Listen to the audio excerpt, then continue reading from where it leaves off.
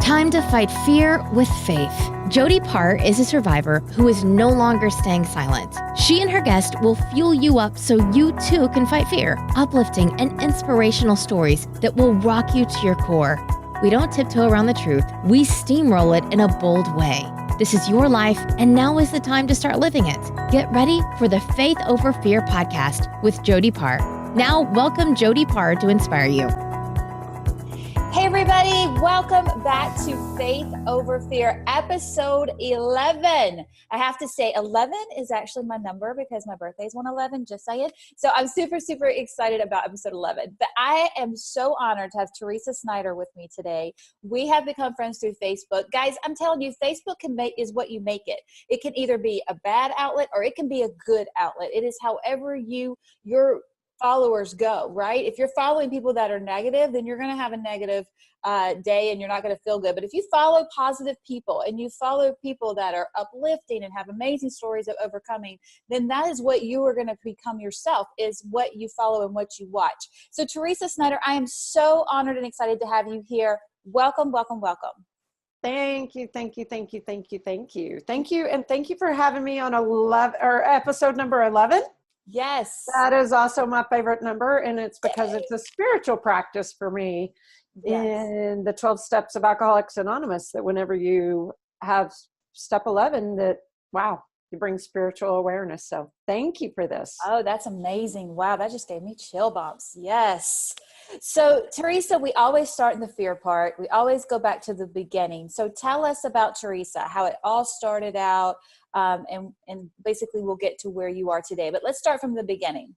Okay, great. Is that, the first thing I can say is the way I open a lot of my talks is that we judge people in the first 7 seconds when we meet them. Mm-hmm. Right.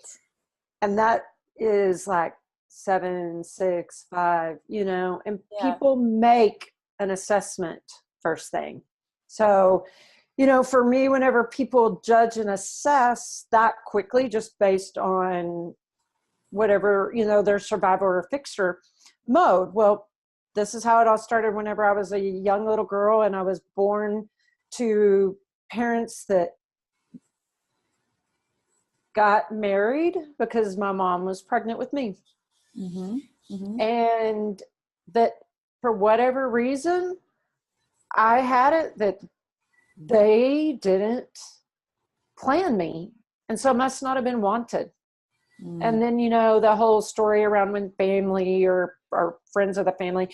And this is some of the stuff that I am careful sharing as far as being respectful to my parents. Sure. Yet they've heard my story enough to know they were young and innocent, doing the best they could. And they are phenomenal people. Yes. It's just, that's what happened to them.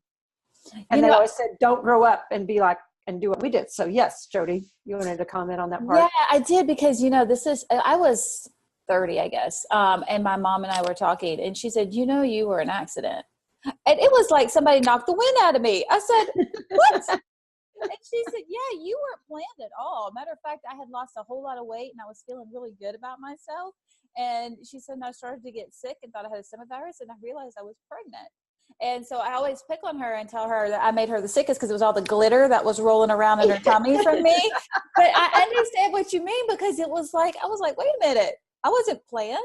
And so I get that, because it kind of, at first, I think if I would have found that out earlier in my life, it would have impacted me differently than as an adult. But I think if she would have told me that as a kid, that would have really bothered me a lot.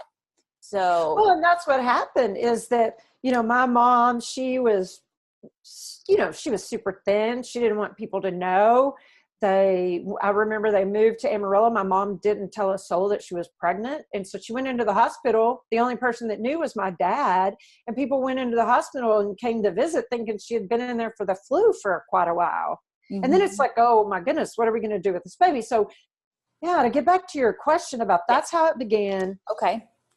And then from there, I had the older child syndrome. And at whatever point when I was like 6, 7 years old, and they told me, well, you weren't planned and you gosh, you could have gone and been in foster care or lived with another family. And that was just like, well, then I have to prove myself. So that's when my whole had to prove myself that I was smart enough, good enough, pretty enough, thin enough, and athletic enough, not athletic enough, all that stuff. That's when all that started, is the pressure. Right. And it's not their fault, right? It's just not. Yeah. It's just not. I did it to myself. I did it to myself. So what did that lead up to in teenage years? Because teenage years are some of the hardest years that we go through. So that impact on your life as a 7-year-old, what happened when we got to teenage years, where it's the confusing, weird, awkward stage, no matter how your upbringing is, it's just teenagers. My sister says they're aliens from another planet. They come into the body during that time, because she has two right now. But during that time, what was teenage life like? Great question. Is that, so when I was like 7 years old, my dad and I got baptized on the same day. And that transition, his life of, drinking on the farm, and him and my mom, and we were going to movies and lakes and things. And it was like really a lot of alcohol. Well, then it flipped a switch. So then my dad and my mom really worked on their marriage and their family. But my dad, he became a triathlete and super healthy. And so my teenage years, I was changing as a young woman. I was gaining weight. People were making fun of me. And so, you had these two switches that flipped. I went from having parents that wild and crazy. Now I have super religious, and I'm gaining weight and changing and being a teenager. So like really navigating those teenage years, as we all know, can be a challenge. Yeah, definitely. And that's why in this day and age, I'm speaking, to the high school students in Chicago this weekend. And it's like, how do you handle when you go through a transition of being the ugly duckling? But who said you're an ugly duckling? Who said you were the wicked witch?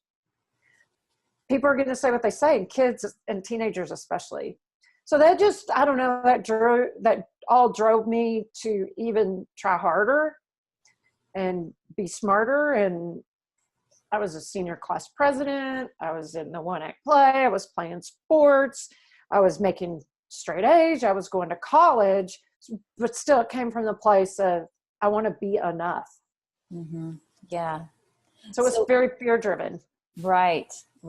You, as you're telling your story, I can kind of picture you, and it looks like I can see like a whole bunch of waves going, and you're just trying your best to keep your head above that water as you're going through your life. You're making sure that nobody pulls you down, but you're just trying your best to keep your head above water. That's what I'm seeing as you're telling this story. And I believe a lot of our listeners are going to be able to relate to that, because a lot of times in life, that's how we are. We're just trying to get approval from people, or we're trying to keep our head above water.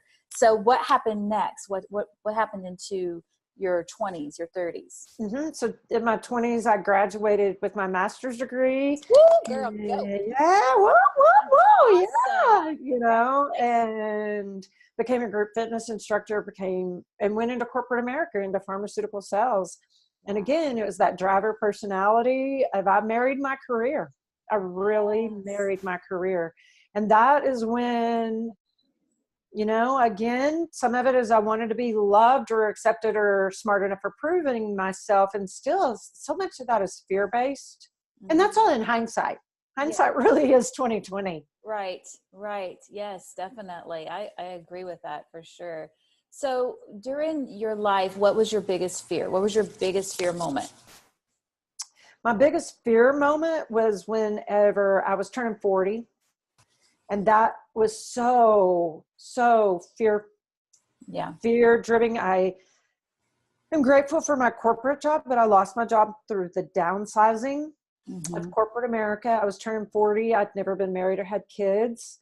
And I thought that I had made such a mistake of following the career path, or that got to have a little more money, got to have a little more of this. And that just, it took me to my knees. And, I remember when I was 2011, again, why 11 is my favorite number. Yeah. In 2011, I was invited to Indianapolis, and they were going to give me an award for being the most outstanding collegiate advisor for college girls. And now I was empowering them, and I couldn't get on the plane.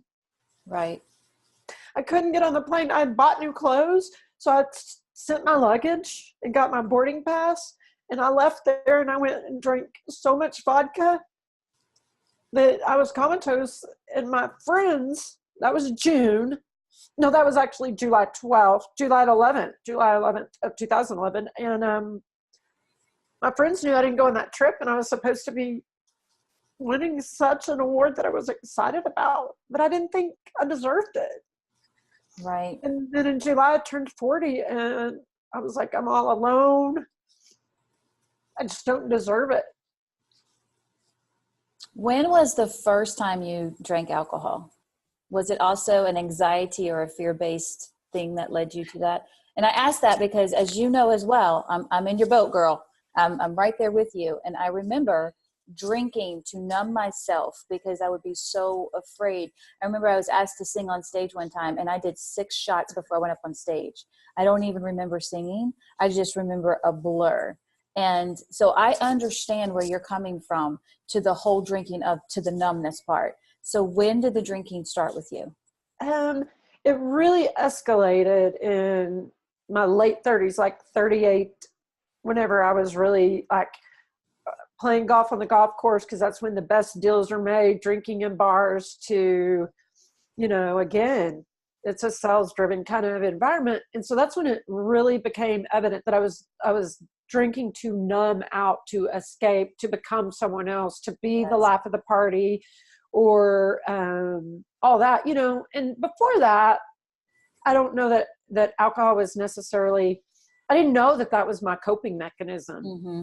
Right.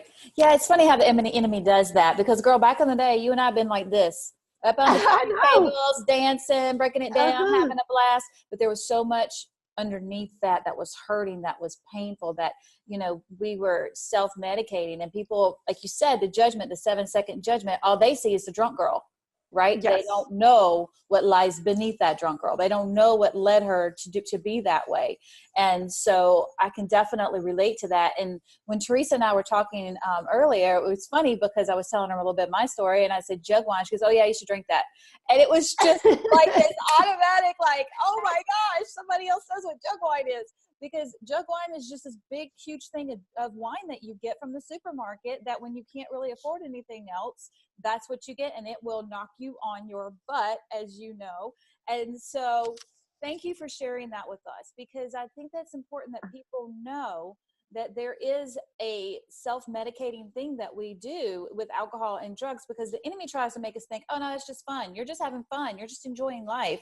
But it's not. It's actually self-medicating whenever you're trying to cover something up and deal with anxiety or deal with things that you just can't do. So thank you for being honest with that and telling that story. So going into the faith part and the good part, tell us where Teresa is today. What is Teresa doing today? What is going on in your life? Because you just sparkle, you're shining so bright. And I want you to share with our listeners how everything, I want you to be very transparent in how you went from that to where you are today. Oh, thank you. And Jody, I do want to acknowledge you for when you shared your story with me, and you gave me permission in a roundabout way, because this stuff is the hard part. I'm usually the one doing the interviewing, but when it's like, no, the tables are turned, it's like, this is where, when I get real and authentic.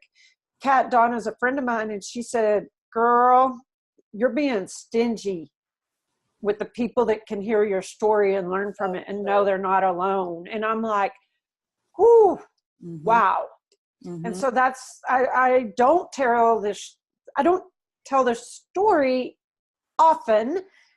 And thank you, because this is what is the transition. It's from the caterpillar to the butterfly. So when this is like the redemption. This is when faith really came in, and I became to know who God was and how he leads us. Yeah.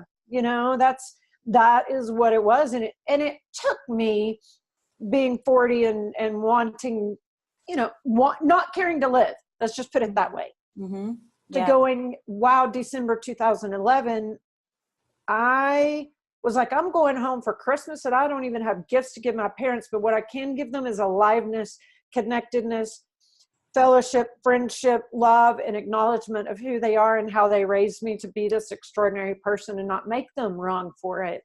Yes. Because they did keep me, and they taught me lessons, and they do love me. I don't have that as an excuse anymore. I don't. Right. I cannot blame my family.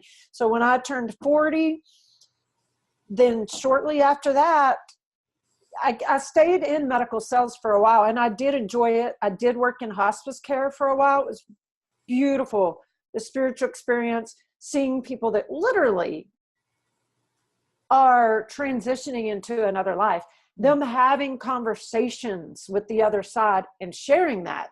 Wow. And people sometimes get a little bit like confronted when I tell them that. There was a man, and he was transitioning when he was in hospice, and he said, girl, the ceiling is glorious. The heavens are really, truly as beautiful as they talk about. The flowers are vibrant, and I can hear my dog barking. I was like, chills. Wow. That is, again, another evidence of the Holy Spirit and God, and how when we live on purpose. So yes, that now for the past 2 years, have been an entrepreneur, a landmark worldwide global leader, putting myself inside the world of the next impactor, doing a daily Facebook live show that's turned into now a podcast and a YouTube channel, and having guests like yourself, that Jeremiah Knight, and, people that are in the film industry. I interviewed Wesley Snipes. I got to be a red carpet host. Nice. That's awesome. Living, because, and I think maybe I did share this, from when I was a little girl, I knew I wanted to teach. I dressed up in my mom's clothes. I performed for my teddy bears. I interviewed my dolls. Like, that is the true nature of my purpose, is connection and storytelling and global leadership, and just fun, but fun from an authentic place. Mm-hmm. Yeah, because you can reach so many people from that. And whenever and I thank you for telling your story, because I kind of feel like I help people break their silence. I let people know it's okay to talk. It's okay to tell your story. It's okay. Because I sat on my story for 23 years of my life. And it's when I was woken up the third night in a row at 3 a.m. that God spoke to me, and he said, it's not about you. Mm-hmm. It's about everybody that needs to hear you. And so I thank you for sharing your story and being bold with that, because there's so many people, Teresa, that need to hear that. Because a lot of people, they think alcoholic, they think, the homeless person, or they think, they automatically prejudge, and they don't know what lies before that. You had a master's degree. I mean, wow, that's amazing, And so thank you for being bold and telling that part of your story, because, that's the part that's going to get people. That's the part that's going to touch their heart, and they're going to be like, wow, I'm not by myself in this. Exactly. That's the biggest component of all, is because there's so many times I felt alone. Mm-hmm. And someone told me recently, when you're practicing the presence of God, you're not alone. Right. That's right. And then when you share your story of God's redemption and where you are because of it, then people can also see they are not alone. That's right. That's right. That is amazing. So if you could give everyone listening one piece of advice, what would that one piece of advice be? Is ask for help. Mm-hmm. Ask for help is the biggest piece of advice. And I have to even remind myself of that even now today, inside of being, unreasonable in the way of just allowing people to help me. I think people really want to help each other. We want to serve one another. We want to collaborate and build each other up. It's not always a make wrong kind of deal. So one piece of advice would be willing to ask for help. And how does that really translate is being willing to get on the phone and call someone, really being able to reach out and be in the world of service, because that's one thing I learned in the world of recovery is when I get out of my own way and help someone else, sometimes it's not me that's asking for the help. It's me being intuitive enough to know that someone else does need my help, and to move my ego out of the way so that I can be of service. Yes, and I love that so much because I heard this and it sticks in my brain constantly, and I always go back to it. And whenever you say ego, it's edging God out. Mm-hmm. And I was like, that is so good, because that is so true. You have to have God in the center of everything that you do. And I believe that strongly. So I'm going to go back to when you were afraid to get on the plane and you went and drank all that vodka. Mm-hmm. We all know you travel a lot today. Yes. So tell us the first time you flew and what that was like for you. Oh, that is another great question. These are really, really good questions because it makes it relatable for people that are listening. Absolutely. Is you talk about jug wine, I talk about box wine. Mm-hmm. And I thought it made me classy. But anybody that knows about box wine, when you break open the box to get the last drops of wine, then you know you might have a problem. Yeah, I've been there. So yes, whenever, there's been things that I've discovered newly, and it's flying for the first time. Again, it's really connecting to setting yourself up properly, is knowing and being prepared. Again, being in communication with people, letting people know when I am going to be out of town, and just letting people know that I can take this on. And, and it was freeing and liberating to be able to do that and not have to be. One of my biggest 7 essential things that are important to me is freedom. Mm-hmm. Because when you feel bound by a career or in a relationship that's ineffective, when you're free, and that's what that newfound experience of flying and getting on a plane and feeling like God's got it. Yes. And there's been plenty of times when a flight's been canceled, I'm like, what are you talking about? And it's like, no, God's got it. God's got this. And so it has been such an exciting, fun process to go and be clear-headed. Yes. To know that the person that's sitting next to me can have a conversation with me. And I've flown, today I connect through Vegas. So this initial flight, I go to Chicago, and today I get on a flight, and it's a 2-hour flight, connects through Vegas. It's my options from Amarillo. A lot of times this particular Thursday flight is loud, and people are a lot of carrying on because they're going to Vegas. Yeah, it's party time. It is. Yeah. It is. Yeah. But I don't have to do that anymore. Right. I don't have to participate that in anymore. And I'm okay with the others that do. It's pretty entertaining. Yeah, it is. It is. One, it's pretty entertaining watching everybody else. It is. Yeah. It is, and it is.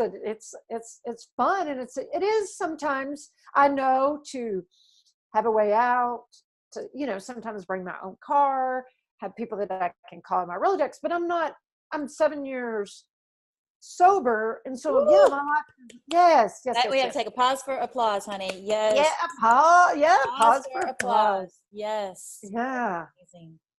So it's not like my first few months out. I mean, dating was crazy the first few months. Like, just going to the grocery store is confronting that you don't go to the jug wine anymore. You go to the fruits and vegetables now. Yes. And it's okay. Right. Absolutely. I am so honored to have you today. I thank you so much for sharing your heart, sharing your story. And I thank you, Teresa, for being raw and real, because that's what's going to grab people's hearts. And that's what's going to make them connect to you and want to follow you and be a part of you. So let everybody listening know how they can follow you on social media, because you do have an amazing show with Amy Thompson, correct? Yes. Amy Thompson and you have a great show that you guys do every day on lives. I think it's important, I always talk about this, that people on the outside know that they can connect through Facebook because a lot of times I think back to when I was in that state of darkness, there was no outlet. There was no way for me to jump on a computer and see positive people and know that I wasn't alone. So I think it's amazing that we have this outlet of Facebook and Instagram and these different platforms that we can speak to those hurting in the world. So tell everybody how they can find you on social media. Okay, thanks. And I love your book, by the way, your book cover and breakout. And I love that it's there in the background. Thank you. Because it kept pulling me forward. Breakout, silent soldier, breakout, silent soldier. And it kept giving me that sense of like peace. Yes. And again, like I'm careful about how and when I tell my story. I allow God to say, this is a platform you can share it on. And so Jody, thank you for that. You're so welcome. Yeah, that's a big deal. Okay, so the people can find me an interesting way is Teresa, Teresa 360.com. It has all my contact information, the link to the show. So Teresa, Teresa 360.com. And then the show does air on Facebook. And then you gave me some extraordinary ideas because you're such a collaborator in sharing and how really it is easy to share a message on multiple platforms at one time. Yes. And I was like, well, hello there. Mm-hmm. Yes, you know, because you and I are on the same team. Yeah, we are. Go Team Cheryl. Team Cheryl. And those questions come up quite a bit is what is that experience like and everything. And I don't know if you do talk about that on this particular platform, but I know people do have questions about that. Yeah, definitely. And we can, because we're going to be doing some podcasts with what our GoFundMe is. And I'm excited to do that. I have some people in mind to do some interviews with that are absolutely phenomenal people that have disabilities that are not letting that slow them down. So I'm so excited to get on podcasts with them. In the future, guys, it'll be coming up soon. So I definitely want to let you guys know that. And this whole entire, the Next Impactor has been such an impactful thing on my life already from the people that I've met, because we always say it's a competition, but it's not, because we are all family and we all support each other and we all love each other and we all want each other to do good and we all support each other's missions and what it is behind each and every person's heart and what they're doing. So you guys, make sure you follow the Next Impactor page for everything that's going on there. And Team Cheryl, no, I'm just playing. I know, right? Team Cheryl. I know. Team Cheryl. Well, and I'm glad you said that because yes, Team Cheryl.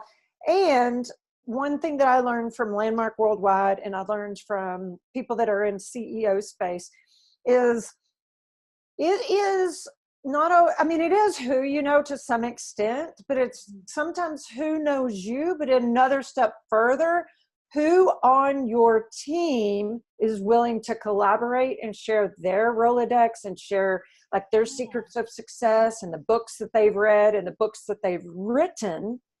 And so when we distinctly make the distinction that it is collaboration, I think it helps people see, because I'm on your show, we talked about future interviews of interviewing people that it's disabilities, but not really. Disabilities. Disabled, but not really.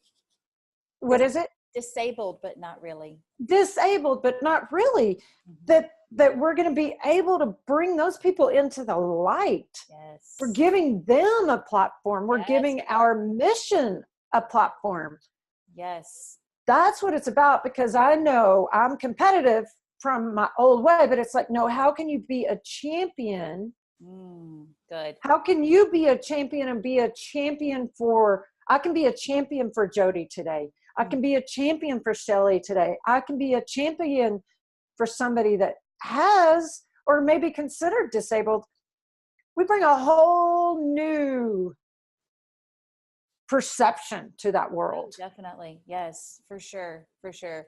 And I agree with that. And I love this nonprofit because disabled, but not really. And we talked about that. We're going to be talking about people and the way that they don't want to approach a disabled person, or they don't want to ask them what happened to them, and how they want you to engage with them. They want you to talk to them. They don't, like we talked about, they want to feel a part of something, and not people just shy away or just not look at them or not, want to be involved in it. And so I'm super excited at where this is going, and to be able to raise funds for this amazing nonprofit. It's going to be and I mean, we all have specific stories, and it's like, I have two friends, female friends, and she, and one of them in particular, she and I connected, and we do want to speak together at some point, because she, and I shared this on the call, she is visibly disabled with her facial NF with the tumor. She thought I was going to harshly judge and criticize her and be the blonde mean girl, because she's experienced other women that are like that. And when I was not that, and I said, no, I have scars, girl. I've been hurting. I wanted to take my own life. And she's like, you? And I'm like, yes, my scars aren't visible. So good. So good. I get that all the time. People that when they meet me, they're like, "Oh my gosh, I thought you were snobby just from my headset slipping." Just from, I just washed my hair, so that conditioner is slipping. Oh, I love that. Oh, I've got dry shampoo and it's barely there to get, you know. Honey, I survive on dry shampoo and mascara. Let me tell you, that's Me too. Me too. No, I don't mind washing my hair. It's the blow drying that I'm like, ugh. But oh, no, me too. yeah, but that's so true because people see me and they have no idea my backstory. And when they meet me, because I'm actually super shy, and that's something that's out of my comfort zone, is saying, "Hey, I'm Jody. It's nice." That's so out of my comfort zone. Wow. So, And I did not know that. Yes, girl. It's so crazy because I'm introvert. When I do networking events, I'm introvert. I'm like, I will sit back and watch. And people are just blown away because if you know me, you know I'm like the social butterfly. I'm like glitter everywhere. Mm-hmm. But if you don't know me, I actually have that. So that is so good because a lot of people don't know that about me. And so you're talking about the blonde girl, the blonde snob, or looking at it and you don't know somebody. So never, ever judge a book by the cover because you have no idea what lies underneath that and what that person, like you said, you can't see the scars. No. And this is the other thing about my friend Candace. She still has a message of I am beautiful, some assembly required. And she puts her stuff together. She loves clothes. She loves fashion. She's like, you know, she's not saying, oh, woe's me, I'm disabled, feel sorry for me. No, she's out there and she's sharing her message. So that empowers us. And it's interesting that you say you're introvert. I have some introvert tendencies. I'm in a social situation and network. I mean, I'm really out there. I've got my camera or my microphone and all that. But again, when I get to a point in the night where if it's people are rowdy and crazy, and I retreat and go and be away and be quiet. So yeah, I love that message. Where it's peaceful. Share that. Yeah. Well, Teresa, thank you so much for being on here. So Lucky number 11. I know. I loved it so much. And guys, thank you so much for watching on YouTube or listening on my podcast. My name is Jody Paar, and you can find me on Facebook, Jody Paar, JodyPaar. You can find me on Instagram, The Jody Paar, and I also have a website, jodypar.com. Thank you all so much for watching and listening. Much love to all of you, and we will see you next time. Oh my gosh, thank you so much. You're so welcome. Bye, guys.